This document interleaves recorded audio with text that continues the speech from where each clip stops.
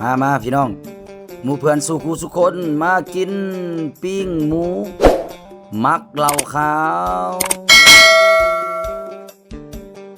สบายดีตอนเช้าเนาะสำหรับมื้อนี้ก็บ่มีหยังหลายเนาะกำลังจะกินข้าวเช้าแล้วก็จะไป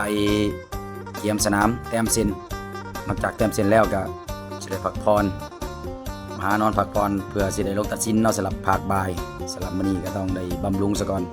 ปิ้งหมูแซ่บๆสู่พี่น้องหมู่เพื่อนสุขุสุคนกินนํกันบ่ได้วางมาเด้อมากินนํกันแซ่บๆโอ้คักๆแซ่บๆค่อยบอกว่าเขากินบ่หลายตอนเนาะบางอย่างสุพี่กินแล้วล่ะเราก็ไปแล้วเนาะไปหากะเกียมเอาสีเอาอุปกรณ์มารอท่าแล้วค่อยก็จะนั่นสิไปสมทบกับเพิ่นฉะนั้นกินข้าวก่อนให้มันอิ่มมีเหือมีแห้งจังสิไปช่วยเพิ่นกินข้าวก็ต้องให้ตรงเวลาเนาะย่านอาหารบ่ย่อยเพราะว่ามื้อแลงสิได้ลงเป็นกรรมการตัดสินเลข2สวรรณเขตประจำปี2024ฉะนั้นขอส่วนบรรดาท่านเนาะท่านยิงทรายบ่ได้วางไกลไปไกลมาเนาะแถวหลัก4เนาะสนามกีฬาสวรรค์หลัก4แข่งสวรรณเขตของเฮานี่ก็แข่งขันแล้วเนาะเป็นนัดที่4ที่5แล้วสำหรับแต่ละทีมก็ถือว่าใกล้จะเบิดฮอบไปแล้วยังสิมีขากลับอีกสำหรับการแข่งขันลีก2อ้าวจานสุพีก็ห้องแล้ว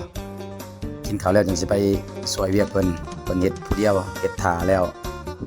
ฝากพี่น้องหมู่เพื่อนสุขุสุคนกดไลค์กดแชร์กด Subscribe ให้เด้อฝากติดตามทางช่อง YouTube จันด้วงสายลุยคือเก่าบ่เว้าหลายสแต็กแดกตับจวดกินอย่างเดียวบ่ว่าหยังหลายเอาผ่านกันเด้ออีกนึงเด้อผ่านอุดหนุนกันแน่สลับไม้พลอยที่ผลิตอยู่ศูนย์การศึกษาหนองเฮียนเมืองเสโปนของพวกเฮาไม้พลอยพัดสะอาดงามตาแน่นหนารับประกันความทนเนาะสลับไม้พลอยบอกว่าใครเคยซื้อมาแล้วยังติดอกติดใจสั่งซื้อนำเฮาคือเก่า